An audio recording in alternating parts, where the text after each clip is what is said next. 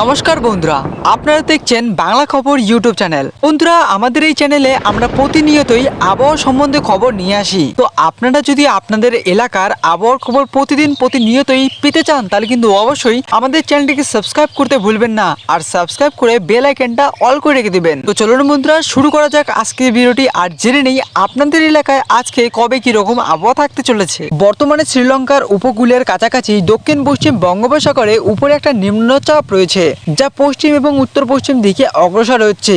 এর কারণে তাপমাত্রা বাড়ছে। তো চলুন এবার জেনে নেওয়া যাক আজকে এবং কালকে বাংলার কোন কোন জেলায় কিরকম আবহাওয়া থাকতে চলেছে। তো সবার প্রথমে আমরা দক্ষিণবঙ্গের আবহাওয়াটা দেখে নিচ্ছি। শনিবার নাগাদ দক্ষিণ পূর্ব বঙ্গোপসাগরে উপরে তৈরি হতে চলেছে আরও একটি নিম্নচাপ অঞ্চল, যা আগামী 48 ঘন্টায় সুস্পষ্টভাবে নিম্নচাপে পরিণত হবে। এর জেরে পারদ চড়বে, তবে আপাতত রাজ্যের কোথাও ঝড় বৃষ্টির কোনো সম্ভাবনা নেই বলে জানিয়েছে আলিপুর আবহাওয়া দপ্তর। আপাতত দক্ষিণ এবং উত্তরবঙ্গের সব জেলাতেই শুক্রবার পর্যন্ত রাতের তাপমাত্রা 2 থেকে 3 ডিগ্রি সেলসিয়াস বৃদ্ধি পাবে। তবে সপ্তাহের শেষের দিকে ফের আবার পরিবর্তন হবে তাপমাত্রা নামবে, ফিরবে শীতের মেজাজ।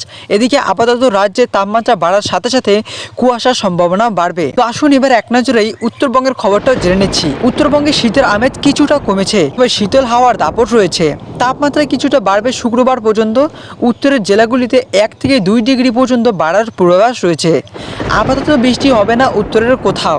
শনিবার থেকে ফের তাপমাত্রা নামবে এবং শীতের আমেজ বাড়তেই থাকবে উত্তরবঙ্গের জেলাগুলিতে।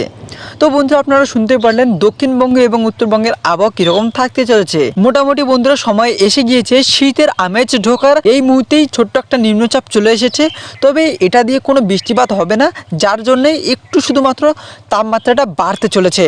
তবে শনিবারের পর থেকে আবার কিন্তু সমস্ত কিছু ঠিক হয়ে যাবে আর আমাদের শীত আবার চলে আসবে।